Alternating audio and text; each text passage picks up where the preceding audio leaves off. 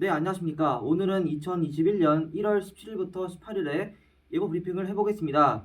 지금 나온 바로는 내일 밤부터 모레 오전 사이에 많은 눈이 온다고 합니다. 그러면 과연 어느 지역에 많은 눈이 오고 그리고 눈이 왜 많이 오는지에 대해서 알아보겠습니다. 개봉 박두. 그러면 가장 먼저 현재 즉 2021년 1월 16일에 대한 지금 상황을 보겠습니다. 현재 몽골 북부에서 고기압이 발달하고 있고요. 이 고기압은 우리가 잘 아는 대륙 고기압입니다. 원래 보통 대륙 고기압은 시베리아에서 발달하지만 이번에는 약간 이례적으로 몽골 북부에서 발달해서 확장을 하였습니다. 그 와중에 지금 동해상으로는 엄청나게 강한 저기압이 지나가는데요. 이에 따라 서쪽에는 고기압, 동쪽에는 저기압이 위치하면서 서부 동적의 기압 배치가 만들어짐에 따라 한랭한 바람이 불어오면서 어제까지 굉장히 따뜻했는데 오늘 다시 추워졌습니다.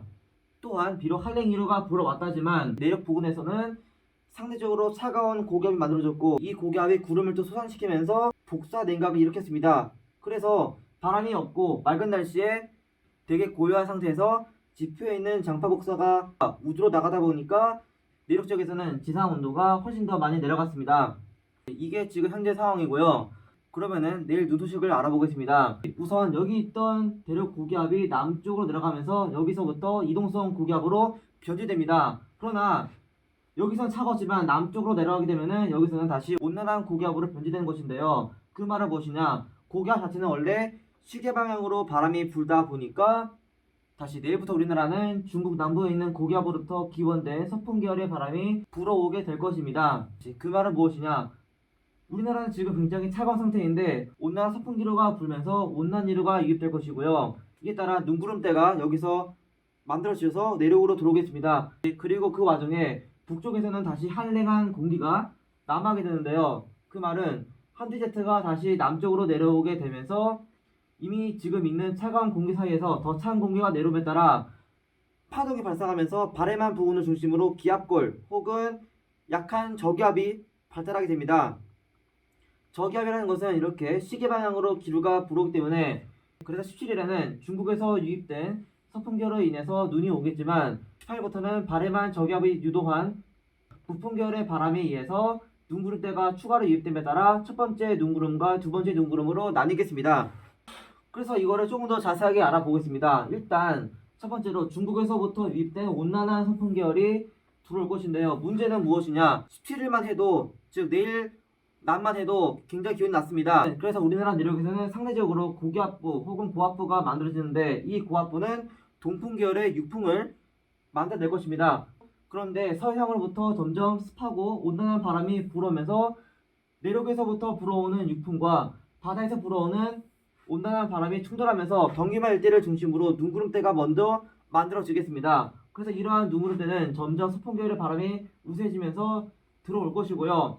들어온 게 1차 눈구름이 될 것이고 그 다음에는 바람안에서 만들어진 저기압이 서한만과 북한 지역을 지나가면서 여기서 만들어진 북풍 계열의 바람이 추가로 들어옴에 따라 온난한 바람하고 찬 공기가 다시 만나면서 전선 형태의 구름대가 다시 만들어지겠습니다. 이게 바로 2차 눈구름이 되겠습니다. 그래서 내일 밤부터 모레 오전에 내리는 눈에 대한 시나리오를 짜봤습니다. 지금 순서는 약간 더럽지만 이게 1번, 여기가 2번, 여기가 3번, 그리고 이게 4번입니다. 아까 말한 것처럼 온난한 서풍계열의 바람이 불고 내륙에 있는 고압부가 육풍계열의 바람을 불에 따라 첫 번째로는 경기만 혹은 서해상에서 눈구름대가 1차로 만들어지는 게 1구역이고 이 1구역은 17일 즉 내일 오후 저녁 시간이 되겠습니다.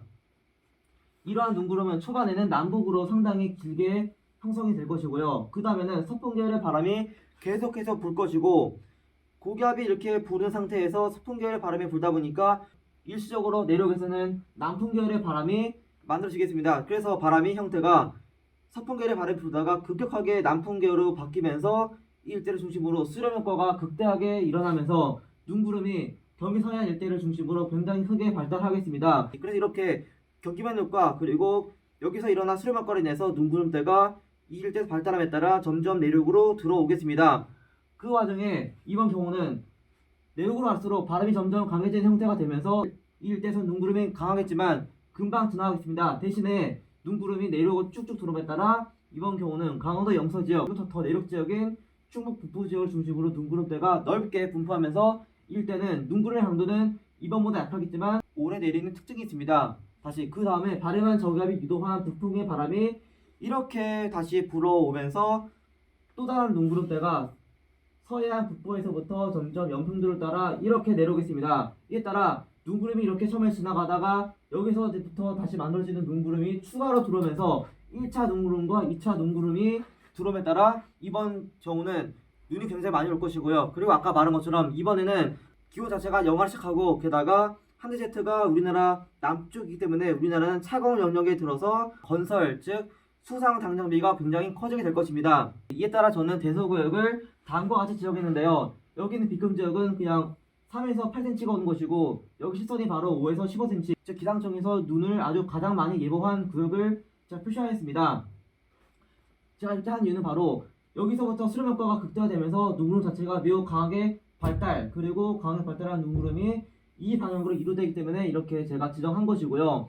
그 외에는 이렇게 지나간 눈구름하고 또다시 여기서부터 내려오는 눈구름대가 여기도 다시 겹쳐오기 때문에 이번 경우는 경기도, 시흥, 과천, 성남, 광주, 용인 그리고 여주 일대를 중심으로 굉장히 많이 오겠습니다. 이에 따라 이들 지역에서는 월요일날 출근길에 각별한 대비가 필요해 보이고요.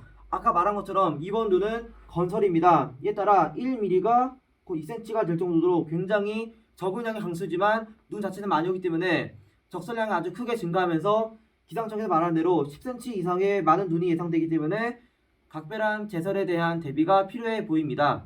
그럼 이제 마지막으로 눈이 그친 다음에 날씨를 알아보겠습니다. 다행인 것은 눈이 오고 나서 저번에는 굉장히 추운 기간이 오래 지속되었지만 이번에는 눈이 온 그 다음날만 춥고 그 바로 다음날부터는 한대제트가 북쪽으로 올라가면서 우리나라는 찬 공기의 지배를 받지 않게 됩니다. 그 와중에 일본 동쪽에 있는 고기압이 거의 여름철처럼 온난한 바람을 이렇게 유입시키면서 우리나라는 당분간 굉장히 온화한 날씨가 이어지겠습니다. 이상으로 17일과 18일의 눈에 대한 브리핑이었습니다. 구독과 좋아요 눌러주시면 감사하겠습니다. 감사합니다.